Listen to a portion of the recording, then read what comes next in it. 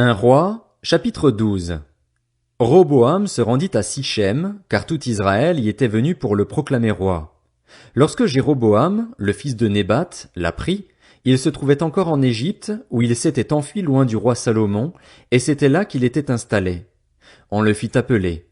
Jéroboam et toute l'assemblée d'Israël vinrent alors trouver Roboam et lui dirent: Ton père a exercé une dure domination sur nous.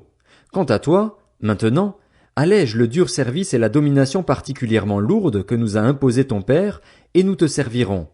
Il leur répondit: Allez-vous-en et revenez vers moi dans 3 jours. Et le peuple s'en alla. Le roi Roboam consulta les anciens qui avaient été au service de son père Salomon pendant sa vie. Il leur demanda: Que me conseillez-vous de répondre à ce peuple? Voici ce qu'ils lui dirent. Si aujourd'hui tu as une attitude de serviteur envers ce peuple, si tu te montres à leur service et si tu leur réponds de façon positive en leur adressant des paroles bienveillantes, ils seront pour toujours tes serviteurs. Mais Roboam délaissa le conseil que lui donnaient les anciens et consulta les jeunes qui avaient grandi avec lui et qui faisaient partie de son entourage. Il leur demanda: Que me conseillez-vous de répondre à ce peuple? Ils me tiennent ce langage? Allège la domination que ton père nous a imposée. Voici ce que lui dirent les jeunes qui avaient grandi avec lui. Le peuple t'a tenu ce langage. Ton père nous a imposé une domination particulièrement lourde, mais toi, allège son poids. De ton côté, dis-leur: Mon petit doigt est plus gros que les reins de mon père. Mon père vous a imposé une domination particulièrement lourde, eh bien, moi je la rendrai plus lourde encore. Lui vous a puni avec des fouets, moi je vous punirai avec des fouets munis de pointes. Jéroboam et tout le peuple vinrent trouver Roboam le 3e jour, conformément à ce qu'avait dit le roi: Revenez vers moi dans 3 jours. Le roi répondit avec dureté au peuple. Il délaissa le conseil que lui avaient donné les anciens et leur dit: D'après le conseil des jeunes, mon père vous a imposé une domination particulièrement lourde, moi je la rendrai plus lourde encore. Lui vous a puni avec des fouets, moi je vous punirai avec des fouets munis de pointes. Ainsi, le roi n'écouta pas le peuple. Cela fut en effet conduit par l'Éternel pour que s'accomplisse la parole qu'il avait dite par l'intermédiaire d'Akija de Silo à Jéroboam, le fils de Nébat. Lorsque tous les membres du peuple d'Israël virent que le roi ne les écoutait pas, ils lui répondirent: Quelle part avons-nous avec David? Nous n'avons pas d'héritage avec le fils d'Isaïe. À tes tentes, Israël. Maintenant, occupe-toi des tiens, David. Et Israël retourna dans ses tentes. Les Israélites qui habitaient les villes de Juda furent les seuls qui reconnurent Roboam comme roi. Alors le roi Roboam envoya Adoram, qui était préposé aux corvées, vers les Israélites, mais ils le lapidèrent et il mourut. Le roi Roboam s'empressa de monter sur un char pour se réfugier à Jérusalem. C'est ainsi qu'Israël s'est détaché de la famille de David jusqu'à aujourd'hui. Lorsqu'ils apprirent que Jéroboam était de retour, les Israélites le firent venir à leur assemblée et ils le proclamèrent roi sur tout Israël. Ils ne suivirent pas la famille de David, à la seule exception de la tribu de Juda. À son arrivée à Jérusalem, Roboam rassembla toute la communauté de Juda et la tribu de Benjamin, soit 180 000 hommes d'élite aptes à la guerre, pour qu'ils combattent contre la communauté d'Israël afin de la ramener sous sa domination, lui qui était le fils de Salomon. Mais la parole de Dieu fut adressée à Shemaéja, l'homme de Dieu. Parle à Roboam, le fils de Salomon et le roi de Juda, ainsi qu'à toute la communauté de Juda et de Benjamin et au reste du peuple. Annonce-leur: Voici ce que dit l'Éternel. Ne montez pas faire la guerre à vos frères, les Israélites. Que chacun de vous reparte chez lui, car c'est de moi que vient cette situation. Ils obéirent à la parole de l'Éternel et firent demi-tour, se conformant à la parole de l'Éternel. Jéroboam fortifia Sichem, dans la région montagneuse d'Éphraïm, et il s'y installa. Puis il la quitta et construisit Pénuel. Jéroboam dit dans son cœur: La royauté pourrait bien désormais revenir à la famille de David. Si les membres de ce peuple montent à Jérusalem pour faire des sacrifices dans la maison de l'Éternel, leur cœur retournera à leur seigneur, à Roboam, le roi de Juda. Ils me tueront alors et retourneront à Roboam, le roi de Juda. Après avoir demandé conseil, le roi fabriqua 2 veaux d'or et dit au peuple: Cela fait assez longtemps que vous montez à Jérusalem. Israël, voici tes dieux qui t'ont fait sortir d'Égypte. Il plaça l'un de ces veaux à Béthel et donna l'autre à Dan. Cela fut une cause de péché. Le peuple marcha devant l'un des veaux jusqu'à Dan. Jéroboam y établit un centre de hauts lieux et il institua des prêtres pris dans l'ensemble du peuple, qui ne faisaient pas partie des Lévites. Il instaura, le 15e jour du 8e mois, une fête pareille à celle qui se célébrait en Juda, et il offrit des sacrifices sur l'autel. Il agit de la même manière à Béthel, afin que l'on y offre des sacrifices aux veaux qu'il avait faits, et il y plaça les prêtres des hauts lieux qu'il avait institués. Le 15e jour du 8e mois qu'il avait choisi de lui-même, il offrit des sacrifices sur l'autel qu'il avait érigé à Béthel. Il fit une fête pour les Israélites et il monta sur l'autel pour brûler des parfums. 1 Roi, chapitre 13. Or, un homme de Dieu arriva de Juda à Béthel, sur l'ordre de l'Éternel, pendant que Jéroboam se tenait près de l'autel pour brûler des parfums. Il cria contre l'autel, sur l'ordre de l'Éternel, et il dit, Autel, autel, voici ce que dit l'Éternel. Un fils naîtra dans la famille de David, son nom sera Josias. Il offrira en sacrifice sur toi les prêtres des hauts lieux qui brûlent des parfums sur toi, et l'on brûlera sur toi des ossements humains. Le même jour il donna un signe en disant, Voici le signe que c'est l'Éternel qui a parlé, l'autel se fendra et la cendre qui se trouve dessus sera dispersée. Lorsque le roi entendit la parole que l'homme de Dieu avait criée contre l'autel de Béthel, il avança la main par-dessus l'autel en disant, Arrêtez-le!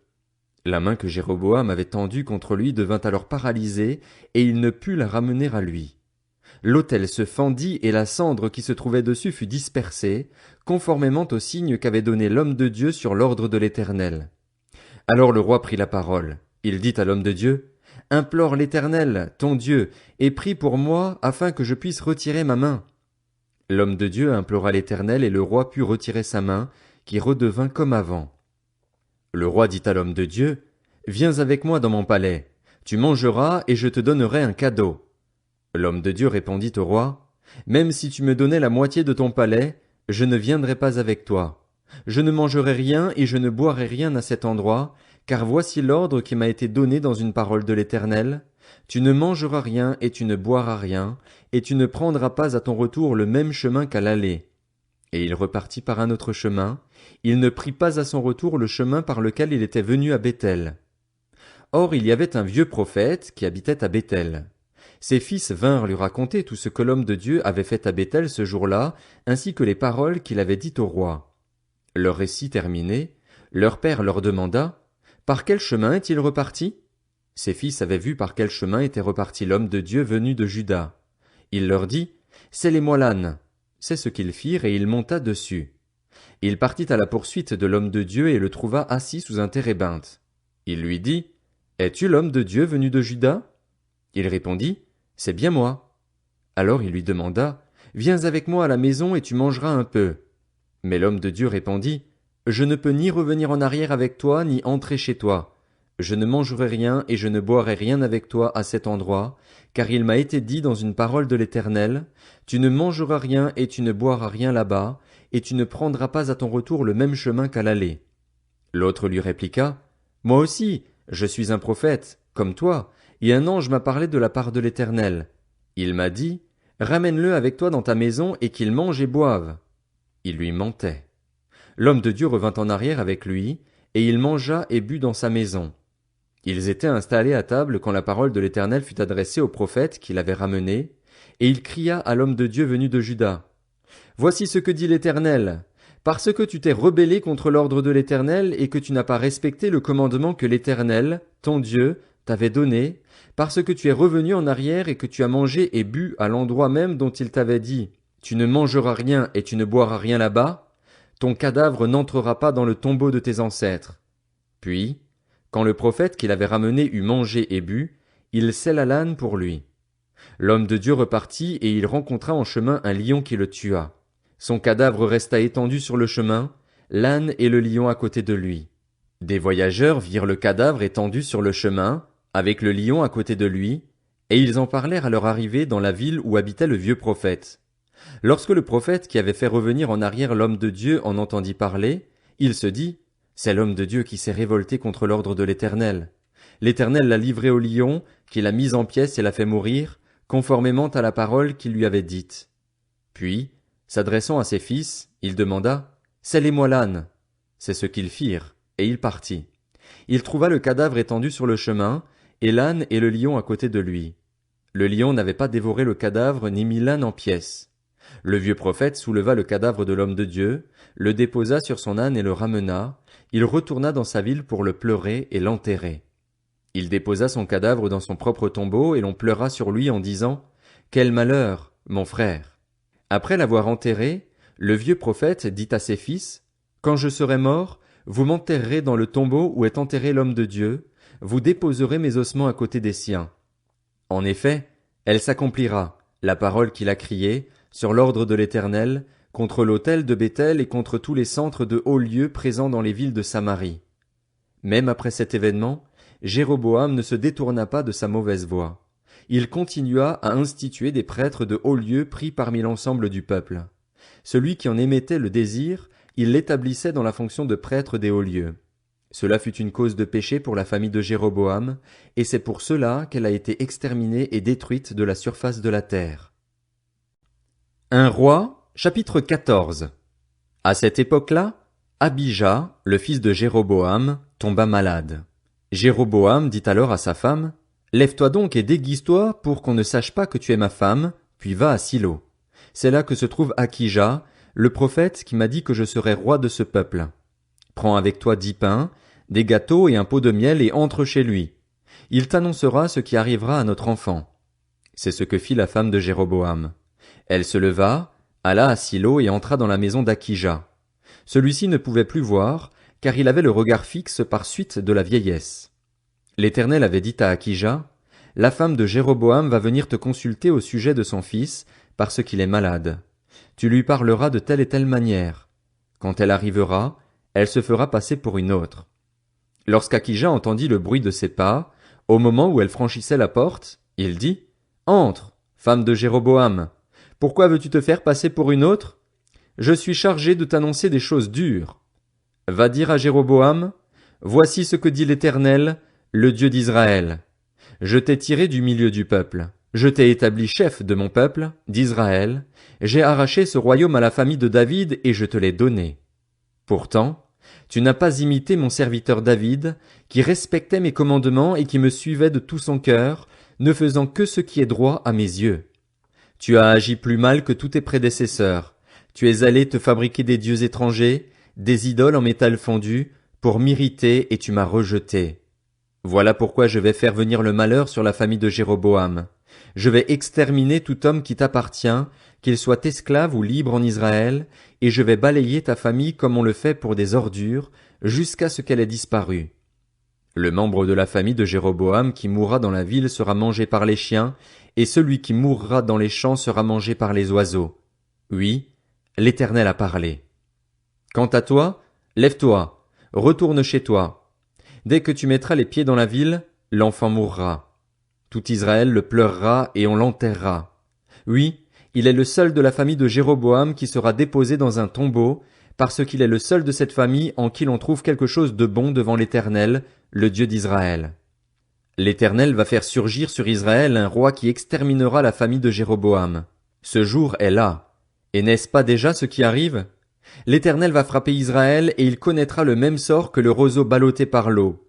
Il va arracher Israël de ce bon territoire qu'il avait donné à leurs ancêtres et les disperser de l'autre côté de l'Euphrate, parce qu'ils se sont fabriqués des idoles, irritant ainsi l'Éternel. Il va abandonner Israël à cause des péchés que Jéroboam a commis et qu'il a fait commettre à Israël.